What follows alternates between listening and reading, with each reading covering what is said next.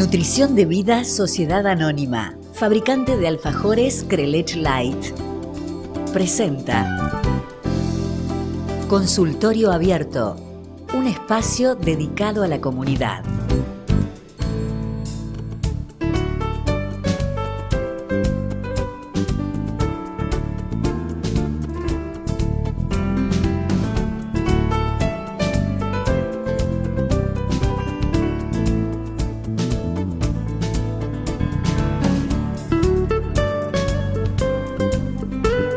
Muy buenas tardes, bienvenidos a nuestro consultorio que ya está abierto para comenzar a hablar acerca de los temas vinculados a la salud. Como siempre les decimos, hablamos acerca de la promoción de la salud, de la prevención y de también los tratamientos que están vinculados a cada una de las patologías. Todo lo que es necesario saber para poder mejorar nuestra calidad de vida. Agradecemos a Nutrición de Vida Sociedad Anónima y también a la Fundación Luques que nos acercan todos estos grupos de profesionales que nos están enseñando a mejorar nuestra calidad de vida. Hoy vamos a hablar de un tema muy importante que ya veníamos anticipando en otros programas.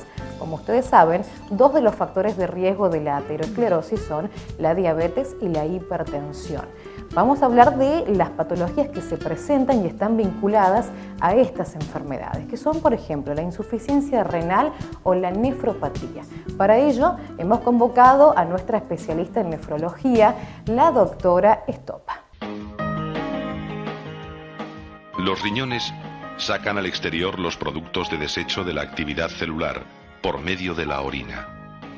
Y además, ayudan a controlar el nivel de ciertos elementos necesarios para el cuerpo, como el agua, las sales minerales y otras sustancias.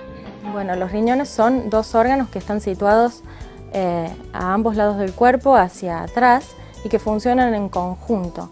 Las funciones del riñón son varias, principalmente es un gran depurador, un gran colador, que hace que elimina las sustancias que el cuerpo naturalmente, diariamente, normalmente va formando y que evita que esas sustancias sean tóxicas para el cuerpo. Otra de las funciones del riñón es culminar la formación de los glóbulos rojos, por eso muchos pacientes que tienen insuficiencia renal crónica son anémicos, entre otras causas de anemia. Una de ellas principalmente es la falta de función del riñón. Además actúa en el metabolismo del calcio en el cuerpo, produciendo osteoporosis o, mejor dicho, pérdida de calcio de los huesos a través del aumento o del mayor funcionamiento de ciertas hormonas que están reguladas por el riñón, entre las principales funciones del riñón. ¿Cómo afecta a los riñones la hipertensión arterial? La hipertensión afecta a los riñones cuando estos están expuestos durante mucho tiempo, durante un tiempo prolongado, a los efectos de la hipertensión.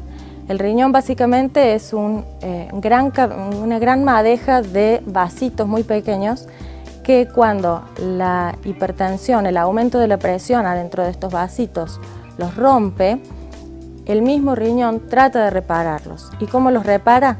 A través de la formación de cicatrices, de tejidos cicatrizales, como si nos cortáramos un dedo y el cuerpo trata de repararlo. Lo que sucede en el riñón es que este tejido que se forma nuevo, este nuevo tejido, no tiene funcionalidad. No es un nuevo vasito que se forma y que va a actuar como si nada hubiese pasado, sino que esto queda como una cicatriz fibrosa y así va perdiendo cantidad de células útiles del riñón y va haciendo que se desarrolle una insuficiencia renal. Y podemos decir que la hipertensión junto con la diabetes son dos de las principales causas de insuficiencia renal crónica en Argentina y en la población mundial también, siendo más del 50% de las personas que están hoy en una unidad de diálisis o trasplantadas, personas que han sido hipertensas y que así llegaron a la insuficiencia renal crónica. ¿Cómo se detecta el mal funcionamiento de los riñones? Lo que tenemos que tener en cuenta es que necesitamos disminuir la presión arterial para evitar el daño no solo de los riñones, sino de un montón de órganos que se van a ver perjudicados con la exposición a largo plazo a la presión arterial elevada. Lo que necesitamos es disminuir la tensión arterial a través de medidas higiénico-dietéticas que se llaman, que es disminuir el consumo de sal, en el caso del riñón disminuir el consumo de proteínas y además disminuyendo las cifras de presión arterial. Vuelvo a repetir, el daño renal se produce siempre cuando el riñón está expuesto por largo tiempo a cifras elevadas de tensión arterial. Por lo tanto, lo importante es mantener a lo largo del tiempo cifras normales de presión arterial.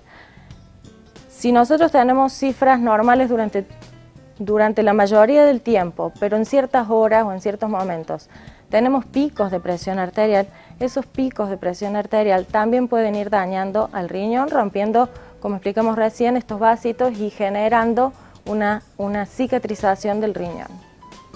Existen valores de laboratorio que nos pueden indicar que el riñón está funcionando mal. Estos valores de laboratorio son medidas simples que se pueden hacer con un análisis clínico que se pueden obtener en el día y que principalmente son un análisis de sangre a través del cual medimos la creatinina. La creatinina es una sustancia que se forma en el cuerpo, sobre todo en los músculos, y que el riñón tiene la función de depurar y dejar una pequeña cantidad en la sangre. Esa pequeña cantidad en la sangre es lo que se mide y lo que tiene que estar dentro de un rango determinado para cada persona. Las mujeres tienen valores diferentes, normales, de creatinina a los hombres, y como dijimos que se formaba sobre todo en el tejido muscular, las personas más musculosas tienen valores de creatinina más elevados que las personas que no tienen una masa muscular tan importante. Otro test de laboratorio que se puede hacer, otra pesquisa de laboratorio, es la medida de la proteinuria, de la pérdida de proteínas en la orina. ¿Qué es esto? El riñón es un colador, funciona como un colador. Cada huequito de ese colador tiene una medida y un diámetro determinado para permitir pasar sustancias y evitar que otras salgan hacia la orina y se pierdan en el organismo, por lo tanto las debe retener en el cuerpo. Cuando esos huequitos del colador se van rompiendo, ciertas sustancias comienzan a perderse y a aparecer en la orina. Una de esas sustancias son las proteínas. Primero la albúmina, que aparece primero porque es más pequeña, y posteriormente otras proteínas, distintas proteínas.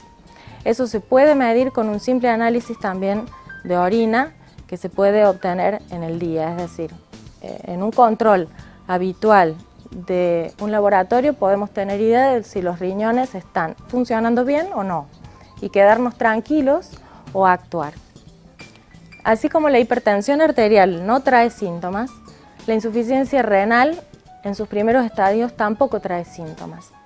Lamentablemente muchos pacientes se enteran de que el riñón está fallando porque llegan a la guardia con un malestar principalmente digestivo, con vómitos, con náuseas, sin una causa, y cuando le hacen este pequeño análisis del cual hablábamos recién se dan cuenta de que los riñones no están funcionando. Eso es a lo que no queremos llegar. La idea es pesquisar el daño renal antes para poder prevenirlo o enlentecerlo en caso de que ya existiera. Otro de los síntomas que puede traer el daño renal es la anemia. Entonces el paciente puede sentirse cansado, síntomas propios de la anemia. Otro síntoma que puede aparecer con la insuficiencia renal crónica es la retención de líquido. La presencia de edemas también puede aparecer a causa de la retención de líquido, y la hipertensión no ahora como causa de insuficiencia renal crónica, sino como consecuencia de la insuficiencia renal crónica y de la retención de líquido. Si los pacientes que saben que son hipertensos, es recomendable siempre controlar su presión, lograr tener cifras de presión arterial por debajo de 140/90, hacer todo lo que su médico le ha indicado, tanto cumplir con la medicación como tomar medidas en cuanto a la dieta y a los ejercicios. Disminuir el consumo de sal es muy importante y disminuir el consumo de proteínas también es muy importante. ¿Cuáles son las bases del tratamiento nutricional para quienes padecen esta patología? Nos responde la licenciada en nutrición Gabriela Pomiglio. Vamos a hablar sobre el tratamiento nutricional en los pacientes con enfermedad renal crónica. La problemática nutricional en estos pacientes generalmente se basa en hacer una dieta muy estricta. En realidad no pasa solamente por hacer una dieta muy estricta, sino en trabajar conjuntamente todos los factores de riesgo que llevan a esta enfermedad vaya avanzando en sus estadios. Uno de los factores de riesgo más importantes a tratar y que generalmente vemos en el consultorio son los pacientes diabéticos que no manejan bien las glucemias durante el proceso de su enfermedad, y en aquellos pacientes hipertensos que no adhieren adecuadamente a las recomendaciones nutricionales con respecto a la restricción de sodio. Entonces tenemos dos patologías muy concretas, como son los pacientes hipertensos por un lado, los pacientes diabéticos por otro lado, y otros factores de riesgo que se van asociando, como el hábito de fumar, el sedentarismo y la obesidad. Por lo pronto tenemos un montón de aspectos que tratar en lo que es una alimentación para un paciente con patología renal. Uno de los primeros aspectos que se va a tocar va a ser la ingesta proteica. La ingesta proteica basada en los alimentos que nosotros llamamos de alto valor biológico. Por ejemplo, los lácteos, los quesos, el huevo, la carne. Y cuando digo carne, porque eso lo vemos mucho en consultorio, hago referencia a todos los tipos de carnes, no solamente a la carne de vaca, sino también a la carne de pollo, de pescado o de cerdo, que aportan la misma cantidad de proteínas en la dieta. Como las proteínas deben ser reducidas para evitar la formación de urea, entonces tenemos que reducir todos estos tipos de carnes o bien seleccionarlos. Con esto no queremos prohibir ni decir no comer, porque una de las causas más angustiantes del paciente cuando concurre a la nutricionista, que generalmente ya se da en estadios de la enfermedad renal muy avanzados, es el no voy a poder comer o no voy a poder integrarme al grupo familiar con una dieta tan estricta. Entonces, buscamos de seleccionar los alimentos que más le guste al paciente en base a sus costumbres, en base a sus hábitos y a lo que lo haga sentir mejor y más integrado con el resto del grupo familiar.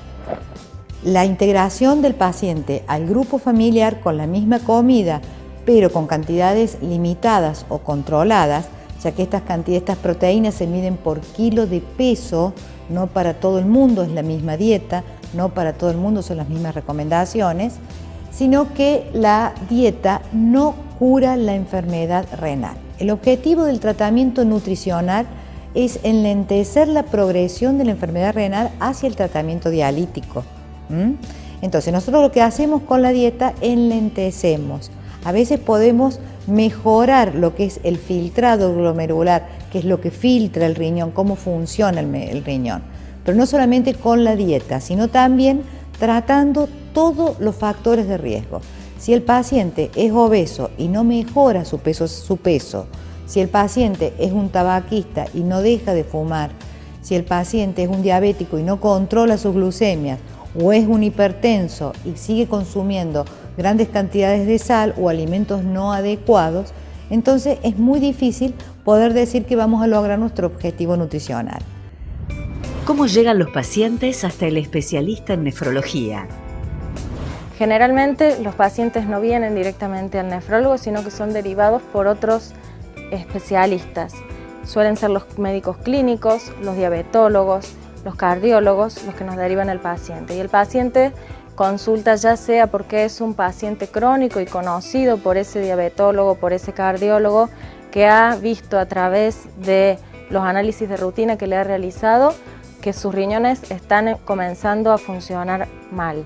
O puede ser porque el paciente ha consultado a un clínico, por ejemplo, por fatiga crónica, por malestares digestivos en general, síntomas muy inespecíficos y que pueden hacer sospechar que el paciente esté teniendo problemas renales.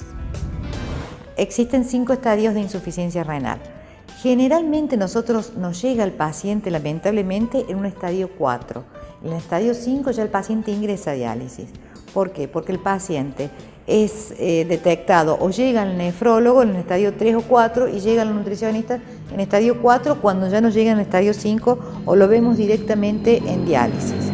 Lo curioso de todo esto que el paciente diabético en general, el diabético de no tan larga data, que no se ha hecho controlar bien, no pueden asociar la idea de la diabetes e insuficiencia renal, cuando son uno de los principales motivos hoy de ingreso a diálisis en el país. Entonces son campañas, creo que hay que mejorar desde el paciente, desde el primer nivel, donde el paciente ya se lo capta con algún valor de creatinina elevada, con hipertensión, para poder seguirlo y acompañarlo durante todo el proceso. A veces puede llevar años sin necesidad que el paciente ingrese a diálisis. Momento de hacer la primera pausa en nuestro consultorio abierto, pero cuando volvamos vamos a hablar de temas importantes para la sobrevivencia de los pacientes. Diálisis y trasplante renal. No te muevas, ya volvemos.